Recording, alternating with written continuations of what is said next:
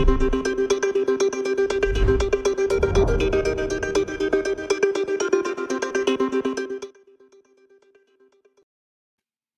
evening, I'm Pia Ranada, and this is In the Running, Rappler's daily run through of the highlights of today's filing of certificates of candidacy for the 2022 elections. Today, Friday, October 8th, is day 8 and the last day of the COC filing.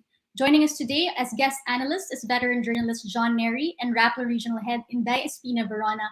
Also joining us will be Rappler reporters Bea Cupin, Mara Cepeda, Dwight De Leon, Jaira Boliedo, Cebu Multimedia reporter Ryan Macasero, and Mindanao Bureau Chief Herbie Gomez. So we'll be talking first to Mara about Senator Kiko Pangilinan, who filed his COC today for Vice President and is formally Vice President Robredo's running mate.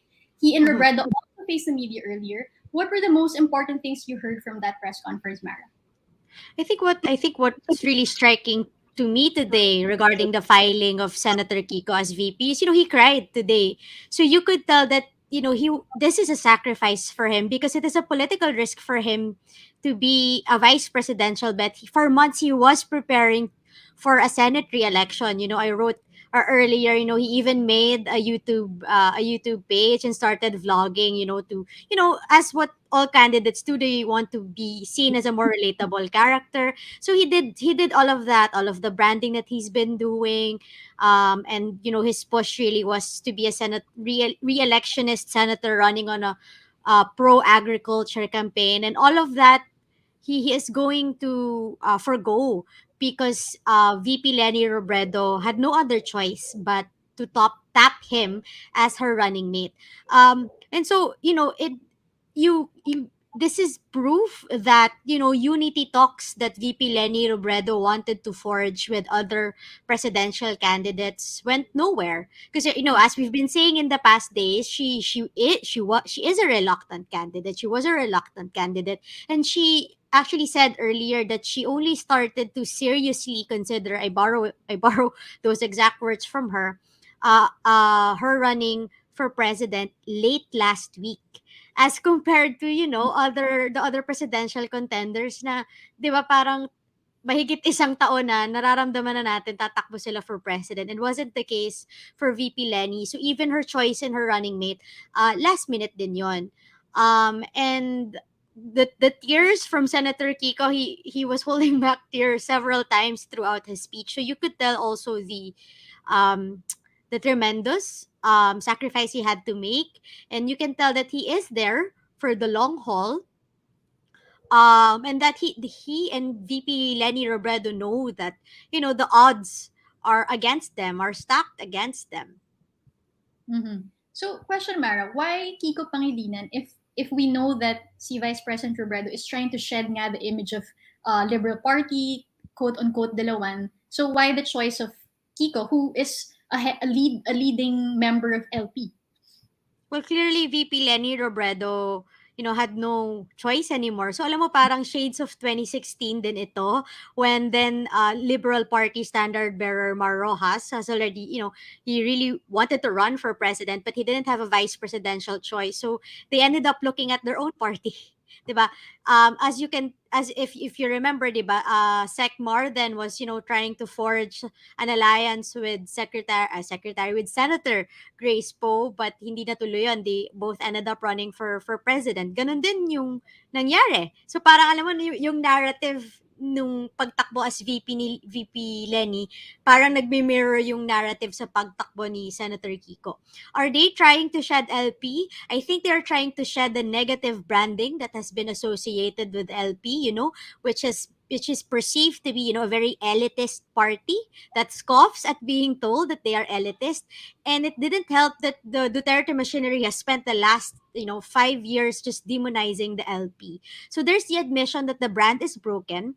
And that's also the reason why, VP Lenny ran as an independent. And she made it clear earlier that, she's already um, drawing the line. Parang she's already foregoing, parang reality check. She's foregoing talks with other presidential bets kasi dito na sinabi ni VP Lenny, may basic differences sila in ideologies, may mga non-negotiable siya. And ibig sabihin nun, she's really just gonna go back to the people she trusts. And even if she is not running as the Liberal Party standard bearer, LP will still carry her as their presidential candidate. Her running mate is LP, her campaign manager, former Senator Bam Aquino, is LP. Senate Minority Leader Franklin Drilon, who is LP Vice Chairman, is going to will play an important role in her campaign. And her senatorial slate ay kung hindi Liberal Party ang nilagay sa COC, matagal na nating alam na allied sa Liberal Party. So, but you can't blame VP Lenny kasi you're going to run a presidential campaign. You need people you trust.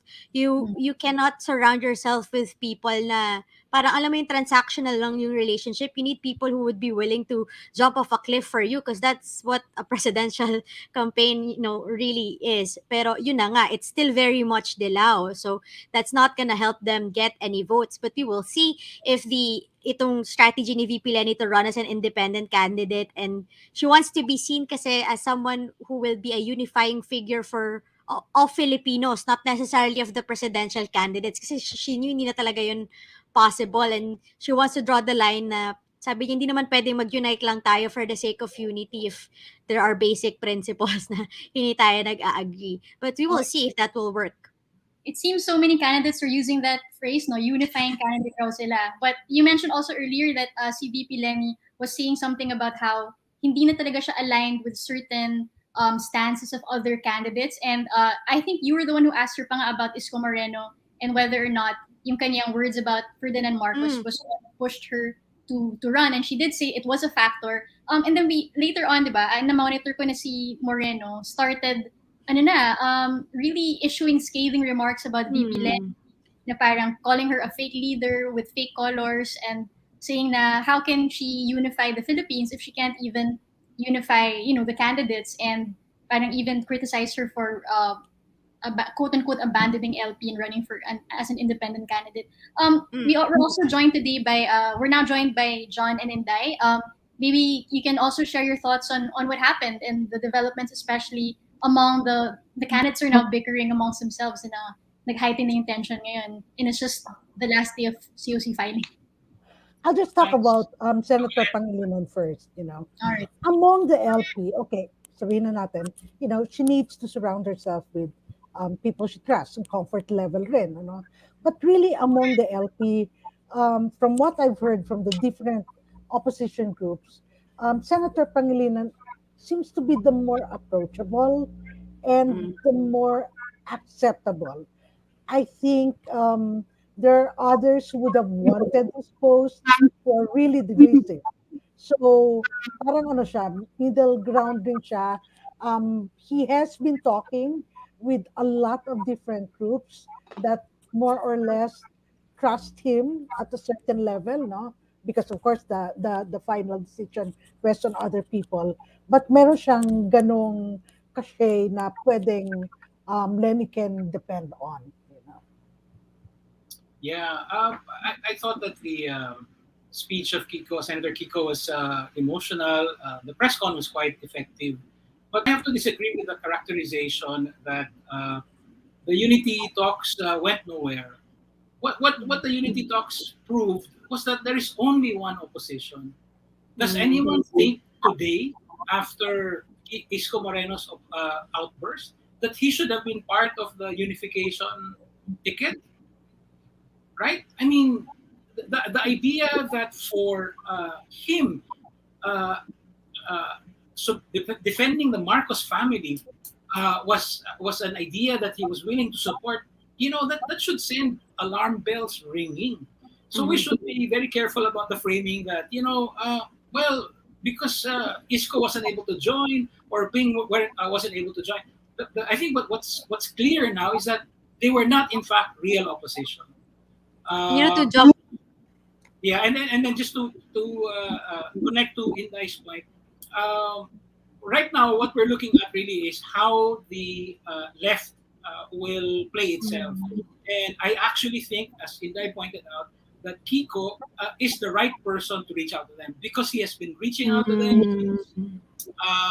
What was that again? Movement Against Tyranny and Tindig Pilipinas days. He was a very important consensus builder. So I think that we should look at what's happening in those terms.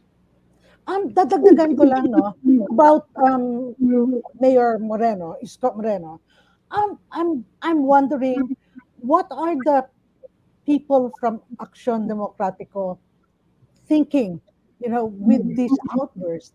Because, you've got Vico Soto, who definitely knows his history. He's probably wondering what this is all about. And a lot of them also, I do know that a lot of them are anti-Marcos, so they're probably, probably a little bit shocked right now by having their standard bearer say these things. And no, I want to jump off from that. John and Inday, those are very good points because sabi ni VP Lenny kanina, she did say na sino ba among all the candidates? Sinasabi niya kami lang naman talaga ang tunay na opposition. So that's it. That's VP Lenny just, telling all the other bets, you have all been enablers of this administration. You've only been oppositionists in the last few months of this administration. Kami ni Senator Kiko, even if it has hurt our ratings, kami yung tumindig since the very beginning. Of course, we know the other side of that is that they're on the receiving end of the attacks from the Duterte machinery, from the Marcos machinery, and mababa yung ratings ni VP Lenny. But you have to give it to her. Silang, out of everybody in this race, sila talaga yung consistently opposition to Duterte. That's right. To give context lang din to the Isko Moreno episode today, yung nag-push sa kanya to be more critical was apparently the hashtag withdraw Isko, which trended a few hours after VP Robredo declared. So he felt that he was being ganged upon, and that's what he actually said earlier, na parang may right naman siya tumakbo, why are you, parang respect him rin naman for his intentions. And he will also say that he has actually condemned the martial law rights abuses, but he sinasabi niya there are some parts lang daw of Marcos's governance that he admires, like I guess the earlier years where he was reelected and etc. So that's what they will say to kind of give context to those criticisms. But again, unexpected, right? Na ganyan cascading at this stage when like a few months ago they were distributing vaccines together, Lenny and Isko. It just goes to show politics here. John, you were saying? Yeah, I mean, like you, I was struck by how thin-skinned Isko was. I mean, kind of low EQ, right? I mean, is that the way to respond? Like, national attention is still on your rival. I thought it was. I thought it was striking. Another thing is, I'm looking at the possibility that the liberal part, that the opposition Senate slate will actually be composed of several parties. So you will have, of course, the Liberal Party candidates like Laila de Lima, but you have Akbayan, si Risa. You have Chel Jokno, who's no longer LP but KANP. I'm thinking that they are going to get Alex Lacson, who's giving way in the vice presidential contest. That will be Kapatiran, and then they have Magdalo. I mean, that's already like 6 parties in a slate of 12. They probably will have a more diverse representation of parties than any other Senate slate. So something to look to monitor. And that's something that's promised by VP Lenny this morning. She said that her Senate slate is going to be multi-party, and so she's gonna announce it I think early next week. So we will see kung gaano ka-broad, kasi baka doon niya babawiin na ito.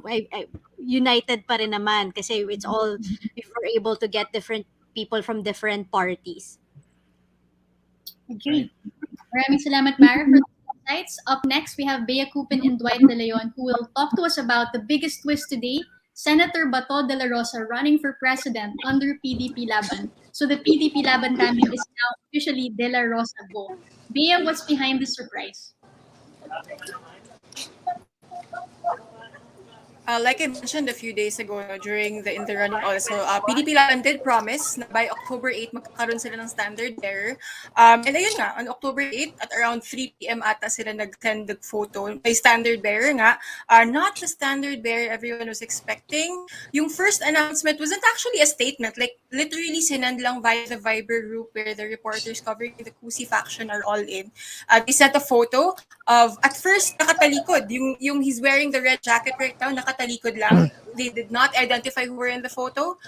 Nobody reacted because we were like, okay, it's a picture, right? And then later on, he did send a picture of Bato without his jacket. He's wearing a Hugpong ng Pagbabago t-shirt. That's the green shirt he's wearing, holding his COC. And then when we zoomed in, we saw that it was for president, it was for PDP Laban. So parang that caps off a week of wondering sino ba talaga yung standard bearer ng PDP Laban. Siyempre nagsimula to noong October 2, nagulat ang lahat na si Senator Bongo pala yung magpa-file bilang Vice President. So ito na nga, parang at the same time kasi yung backdrop siguro nito, di ba? Parang they've been trying to convince Sara Duterte, or at least they kept on floating her name, despite her saying over and over and over na ayaw talaga niya. One of her strongest statements was when she said, like, no doubt, wala akong planong sali ng PDP Laban. I do not plan on being the PDP Laban standard bearer. I'm not privy to their plans because I'm not a member of PDP Laban. But of course, despite but declaration kanina, which Dwight can expound on, di ba? Siyempre may duda pa rin yung mga tao na parang, ano ba to, 2016 all over again. Parang is he just keeping the seat warm until they finally convince Sara, who as of now is leading the surveys, the early surveys for the presidency. And of course, all of Duterte's allies want her to run for president. Tapos dagdag ko lang din kagabi, parang nagsimula to kagabi, parang if you scanned the social media accounts of a lot of prominent Duterte supporters, a lot of the pages that support Sara or President Duterte, biglang nabuhay sila lahat. Parang paint the town green yung nangyari kagabi, di ba? May pailaw pa. There were pictures na parang pinailawan ng green ang Davao City Hall. So everyone was really waiting for her to file her candidacy, and we got Bato instead. So and I guess point out rin natin, no, that Senator Bato doesn't have anything to lose by running for president. He will still be senator if he loses the presidency. So, question B, bakit nag-file siya under PDP when Sara nga has said she'll never join, and yet nag-jacket siya or nag-t-shirt siya na HMP? What are they trying to say na PDP and HMP will coalesce at some point? Right. I don't have clear answers to that because hindi, again, like in previous days, hindi sumasagot yung PDP when we actually ask follow-up questions regarding the process of choosing De La Rosa as their standard bearer, diba, as their surprise standard bearer. But if you can recall, PDP did say before na magkaka-standard bearer sila pero open din sila sa possibility of adopting a standard bearer. So the ruling party already said that. Siguro a little context din of who is Bato, di ba? Because I covered him when I covered the PNP at the start of the Duterte administration. Like, he is Duterte's good soldier. Like, he will tell you that himself. Like, he will not shy away from labeling himself as a good soldier of Duterte. Ang lalim ng pinagdaanan ng dalawang yan. Di ba? Parang he pioneered the drug war. Siya nagsimula nung pag-start ng drug war. Tapos yung Oplan Tokhang, sa kanya lang galing nung Davao City Police Chief pa siya. Yung Oplan Tokhang, yung early version of it, sa kay Bato yan. So, parang sabi nga niya kanina, hindi niya personal choice, but it is the party's choice. At the same time, sabi niya, he's serious about this. He's willing to, really run for president. And I think Dwight will have more to say about that when he was asked about yung duda ng mga tao na substitution candidate lang talaga siya. So Dwight, sinabi nga ni, but when you ask him, are you mocking the electoral process? Yes, he asked that point blank. However, medyo nag-deflect itong si Senator De La Rosa. He said na, mukha ba akong mockery sa'yo? So, I think it's evident that right now they are unable to come up with a clear response.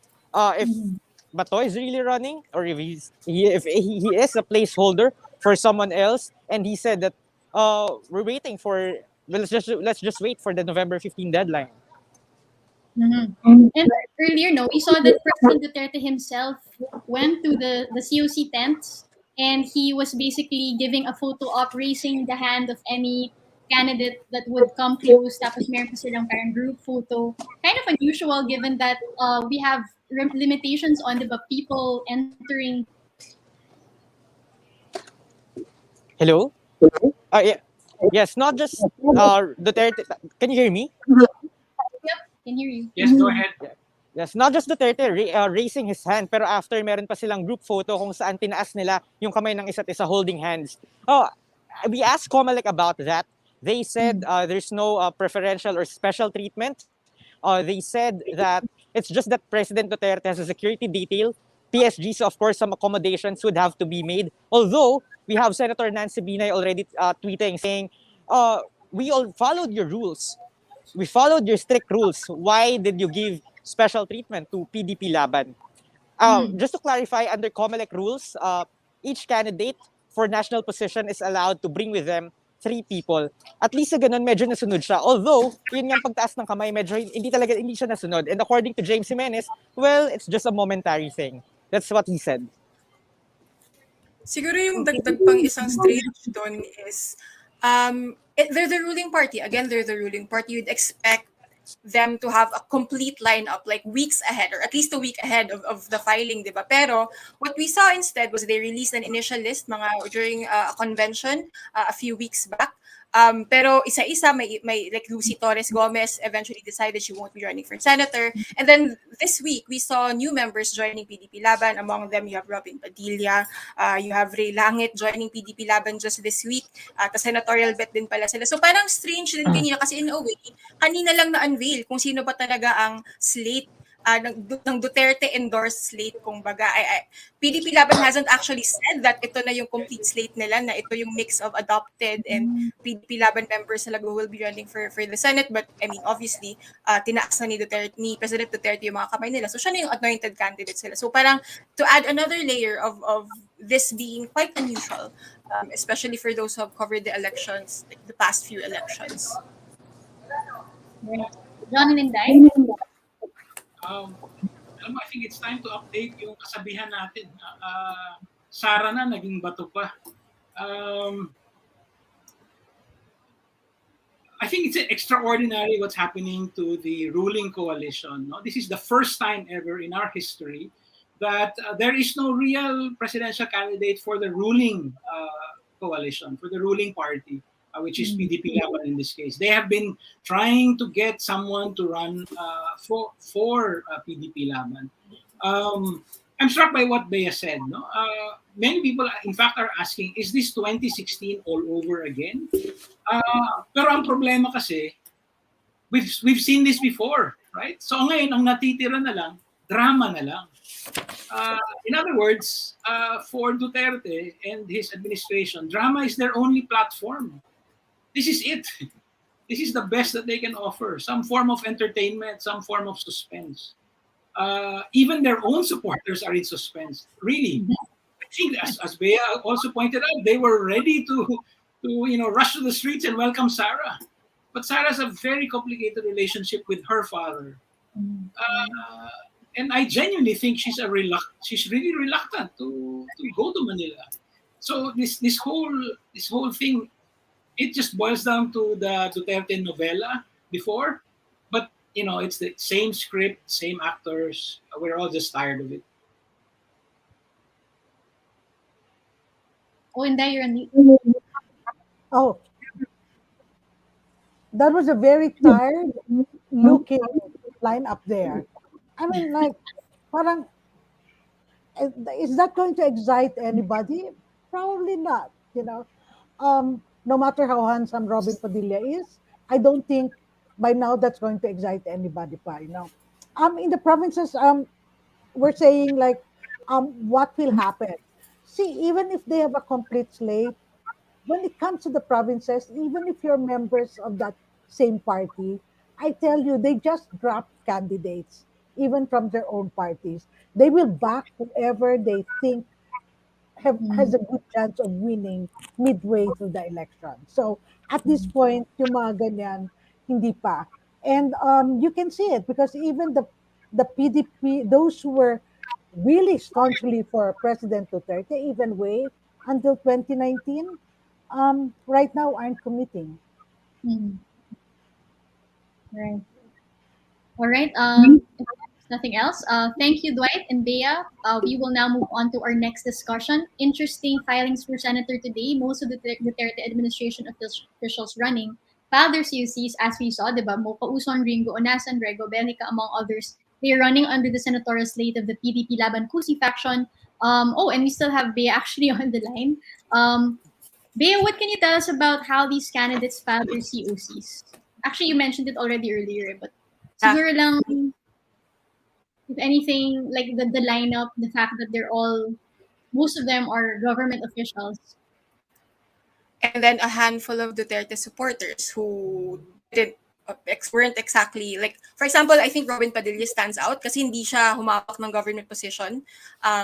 Although na-appoint siya in a committee in the AFP, I believe, if I'm not mistaken, but he wasn't actually, unlike a lot of other supporters, he wasn't appointed by Duterte. Pero ito nga parang, kanina technically yun na yung grand reveal kumbaga ng slate ng PDP, but not really because they haven't actually said on the record like sinong adopted, sino dito yung PDP. We just have as our basis what they filed under COCs and whether Duterte raised their hand earlier at COMELEC.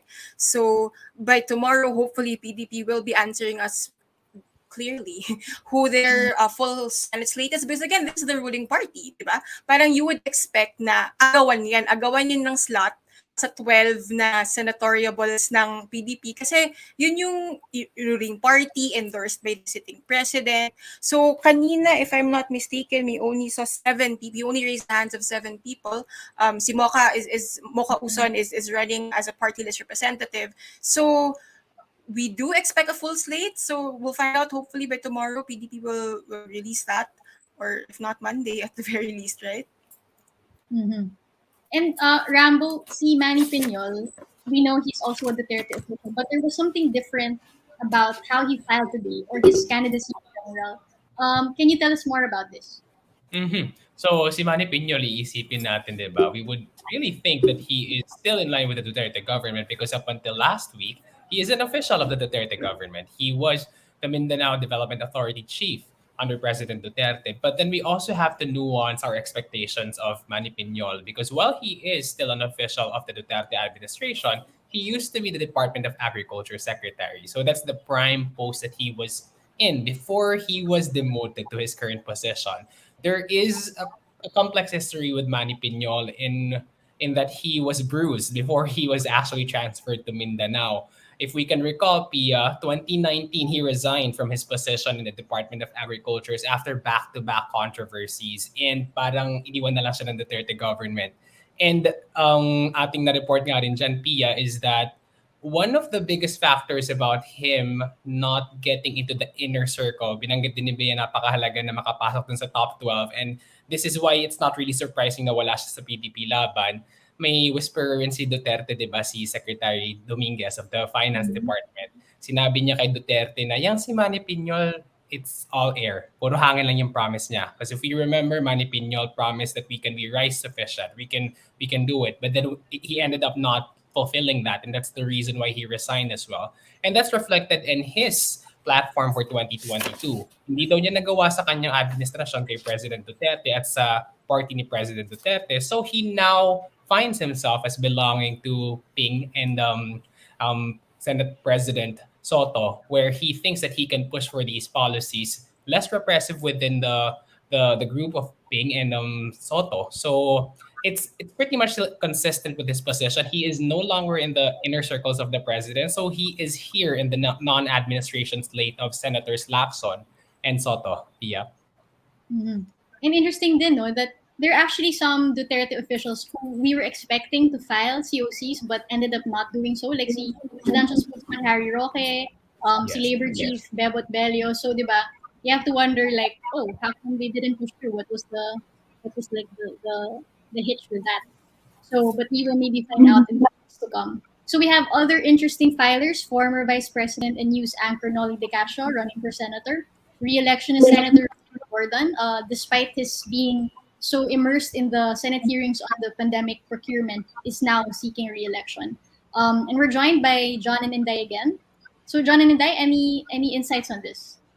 Just on Piñol, former Secretary Piñol, he mentioned that, he opposed rice tariffication, which may be true, and that's why he's with Lacson and Soto, so that he can be able, he will be able to push, well, presumably the opposite of what was passed by the Duterte administration.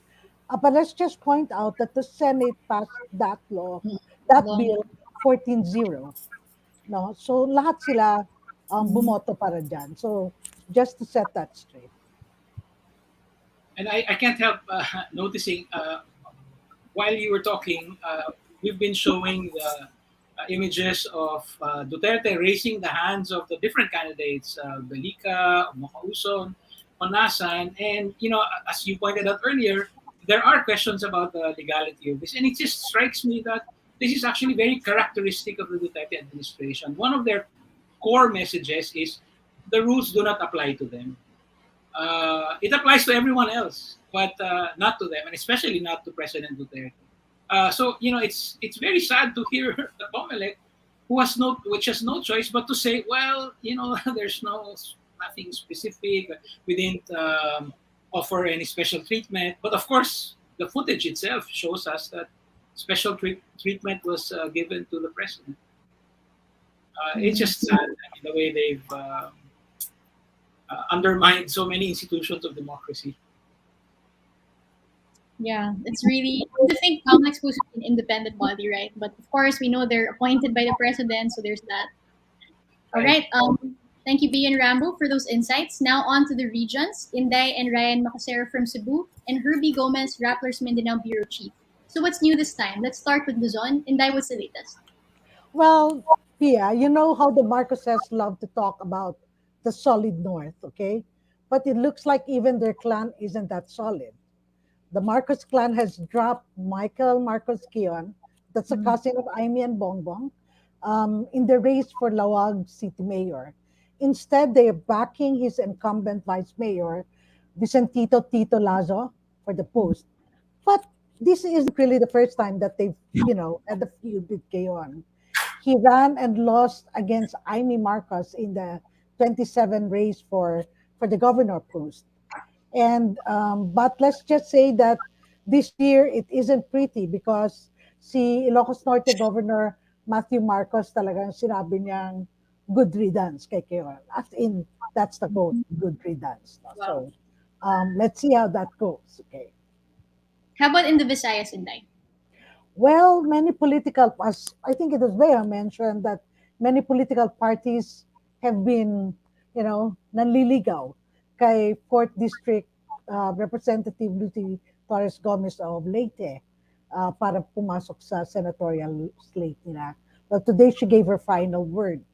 She filed her certificate of candidacy to be Ormoc City Mayoral Tibet. Her actor Richard Gomez, her husband, currently holds that post. He is going to try to get into Congress in Lucy's old post. So, musical chairs, magkasama naman sila kanina. And of course, many eyes are on Cebu City, which as of September 28th had 3.2 million voters. And so it's a very big voting district. Let's hear from our multimedia reporter, Ryan Macasero. Ryan, what's happening in the city?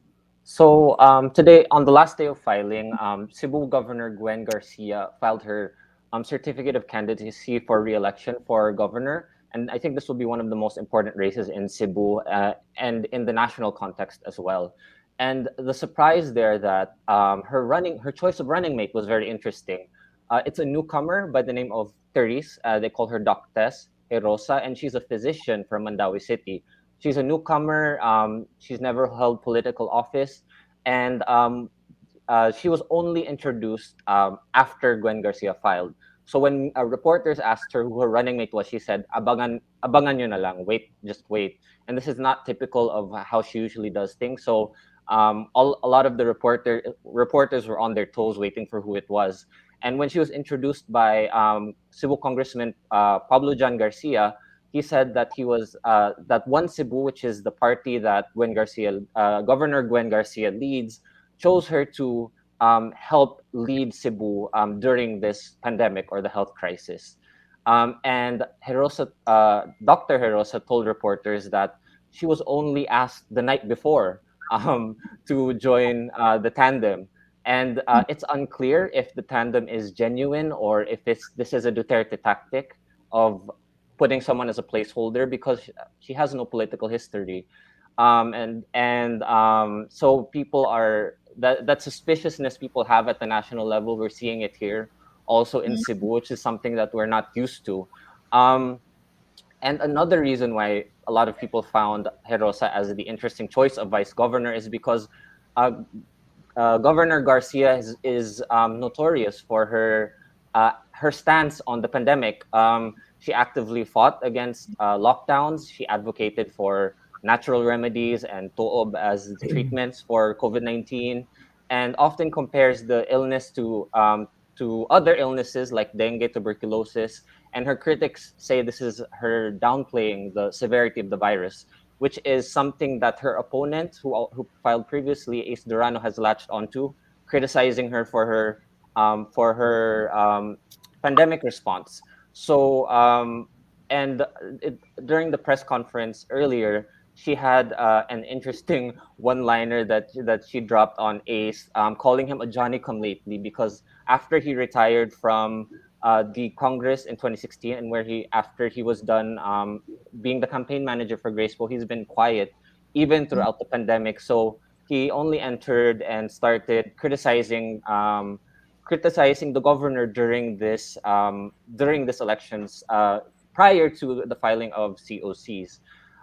So he's not known for having, that spicy tongue, or having, being aggressive or feisty. So it's going to be interesting to watch how he will handle that, because the governor is notorious, or she's well known for not being afraid to sling mud at her opponents. But Durano also comes from a very strong political family in Danao City, so it's too early to say how we will handle it. I don't think we should underestimate him at this point. And in Cebu City, the current Vice Mayor Mike Rama finally filed his certificate of candidacy for mayor, and his running mate is Raymond Garcia, who is the son of former Cebu City Mayor Alvin Garcia, whose family also owns the Sunstar Network, and is a nephew of Gwen Garcia.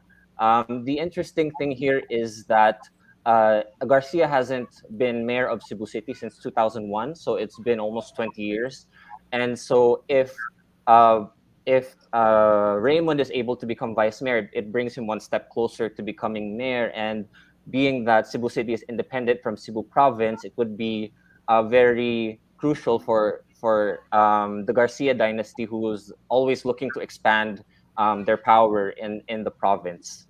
And yeah, thanks, Pia. Now let's talk to Herbie, the showdown between Mags Maglana and Paolo Duterte for a congressional seat in Davao. Can you tell us more about that? Yes, Pia. I think it's going to be a David versus Goliath fight for Davao City's first congressional district. The post is being held by President Duterte's son, Paulo, a deputy speaker who's representing that Davao district. What makes this interesting is that the younger Duterte is being challenged by a political nobody, notwithstanding her clout in Davao's NGO community and progressive groups.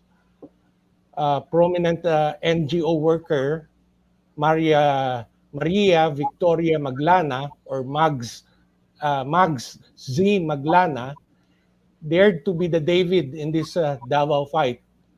She filed her candidacy this afternoon with the promise to rid the country of political dynasties, put in place post-COVID measures, and fight any attempt to bring back dictatorship or authoritarianism in the country.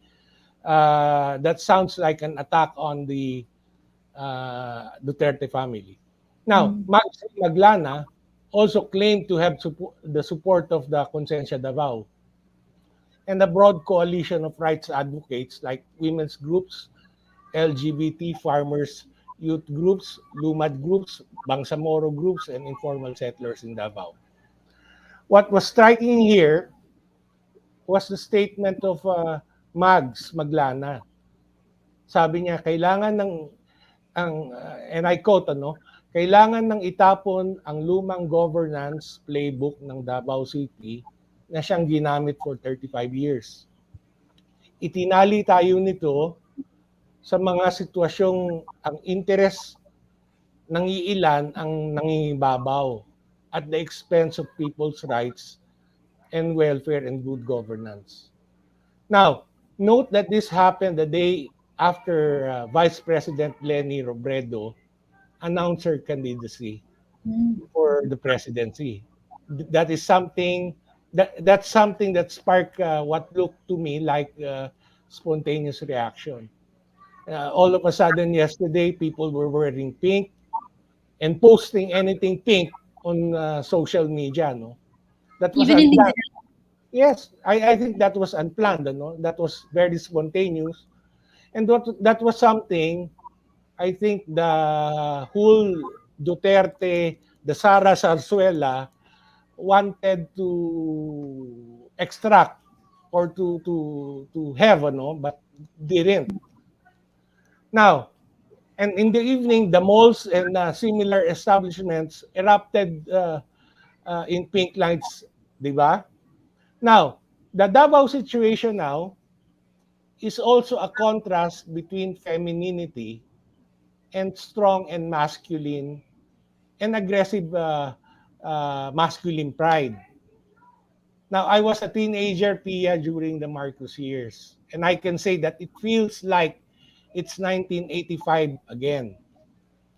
Now, it's beginning to look like people are reclaiming inch by inch grounds lost to the so-called Duterte dynasty. Oh, interesting kasi for a while yung only rival ng Dutertes that had any clout was the Nograleses, but they're also a political dynasty. So it's just really refreshing to see someone, from progressive groups, civil society actually rising up to this challenge. So thank And you the, so much. and Sige, these go are ahead. and these are groups that helped Duterte in 2016. These groups see Sector, ah. Oh, oh. is all representing. Oh, interesting. I think Oh, yeah. Inday would know this, Ma'am. Inday would know this. Probably, yeah, probably part of that sector did. I mean, that's Davao, the air they breathe or something. But part, and I think Mags and some people there have always been anti-Duterte. So that's part of it. Yes, we know that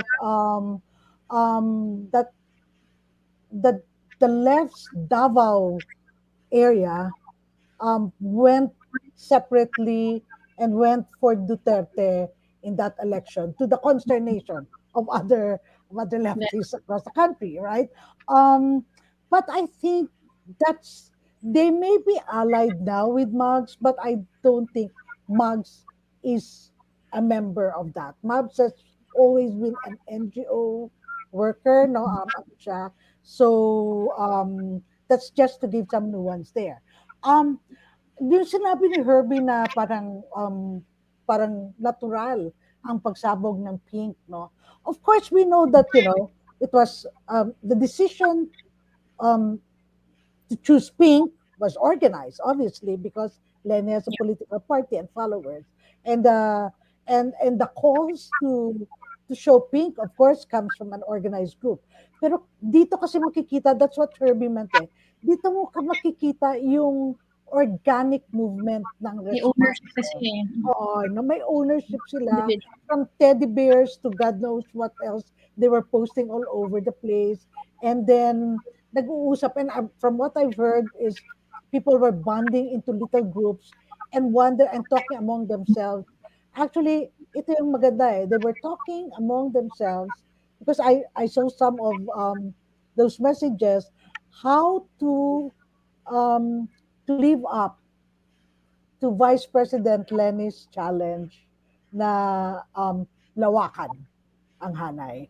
Not to huddle in those little silos because for a long time we've done that because people were so scared about being mobbed and trolled on Facebook.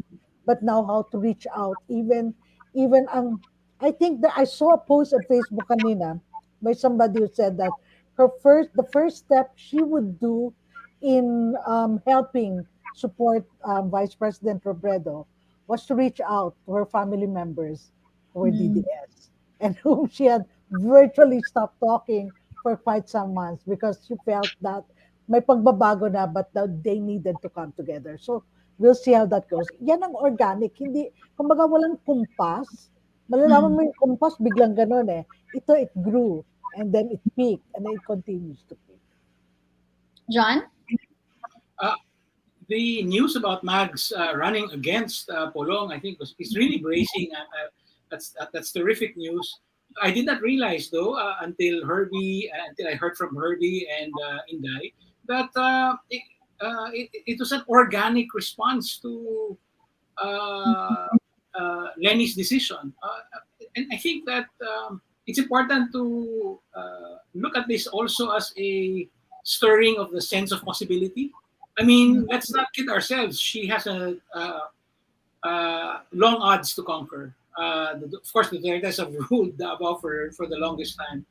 Um, but the mere fact that she's running against actually the Duterte, the only Duterte that President Duterte himself does not like, um, is something.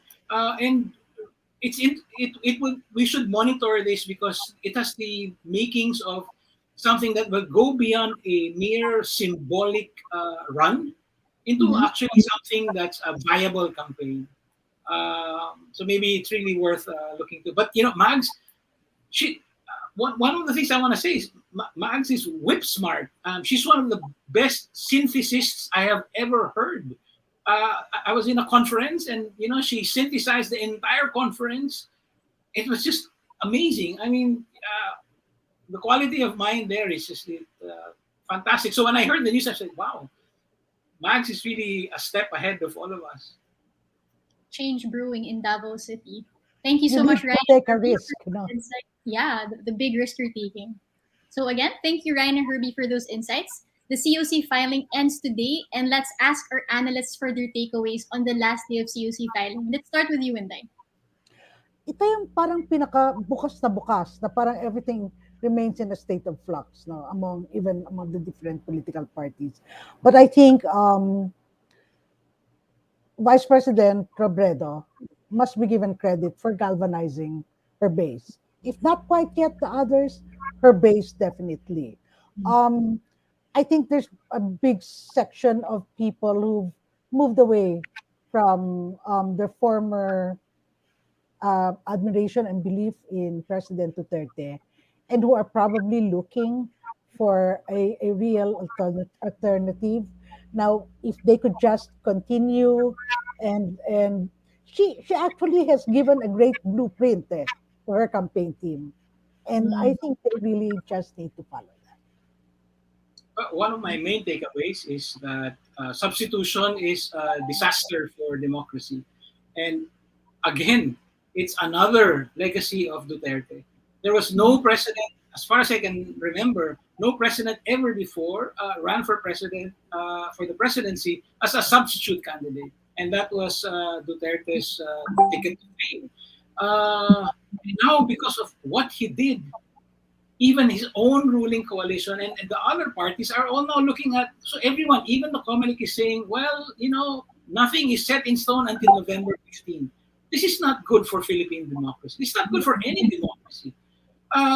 Because the real game in a substitution operation is deception, right? You want to put up a Bato because you're just biding time for a Sara Duterte. What does that say about the way you treat not only your party members, party supporters, but your constituents, the people that you want to vote for your candidate? So it's really substitution. Of course, substitution. Yeah, it's a loophole. But now Duterte has enlarged it. Everybody's passing through it, and it's just terrible for our democracy. To hear the Comelec say today is the last day of the filing, but nothing is set in stone until November 15.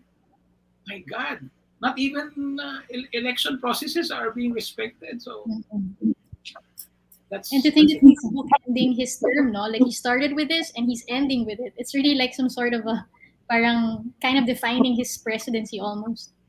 That's right. Yes, you're right.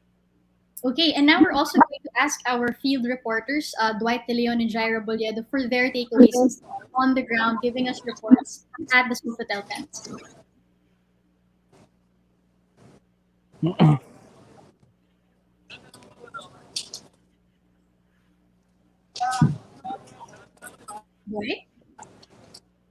you hear us? Right? Hello? I think he's having bad perception, a bad Oh, connection. sige. How about Gyro? Gyro, can you hear us? Hi. Yeah, ikaw muna. Yes, Kasi sorry. issues. So my turn, right? Sorry. Yeah, just want to ask for your takeaways kasi field reporter ka. What were your main takeaways from the COC filing? Yeah, very, very grateful for the experience. At the same time, I'm here where it started. So I'm right here in front of the Philippine International Convention Center. And dito ko nakita personally, firsthand, how the history unfolded right before my eyes. And one thing, my great takeaway is that kapag nasa katotohanan ka, hindi ka matatakot na mag-report despite of everything, despite of threats, adversity, and everything na tinathrown upon sa'yo, hindi ka matatakot because kapag nasa katotohanan ka, nasa tamang side ka din ng history. And I'm so happy and I'm so glad that we get to do that here for our 8th day coverage here in the COC filing coverage. And at the same time, um, this was really my baptism of fire along with Dwight. And this is the first time that I received a serious threat from a Yeah. troll.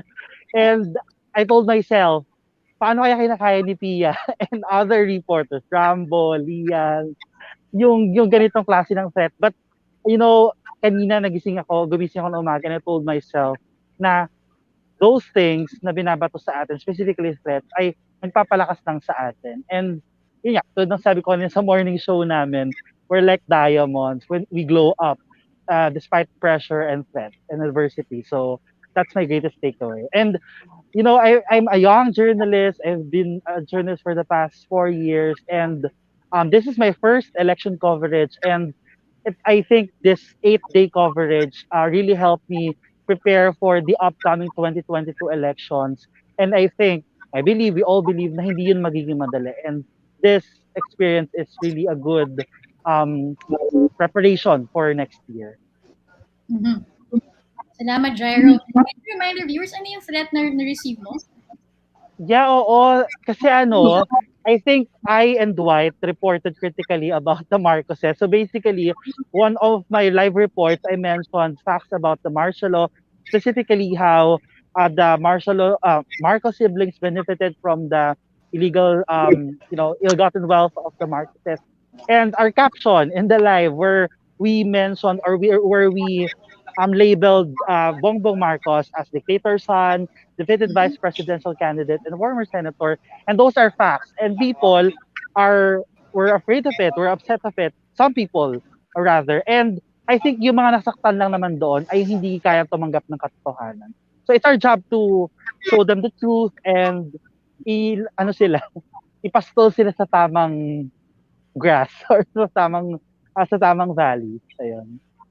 So I think si Dwight is still having technical difficulties. Yung internet ata niya mabagal sa Comelec. But anyway, applause to our reporters, Gyro and Dwight, because they were asking some of the hardest questions of the candidates, and it really contributed a lot to the depth of our coverage this year. So thank you to Dwight and Gyro for all of that, for this coverage. And thank you also to our audience who hopefully you watched each episode and followed us this whole week. Again, I'm Pia Ranada, and thank you for joining us for this limited series. Goodbye.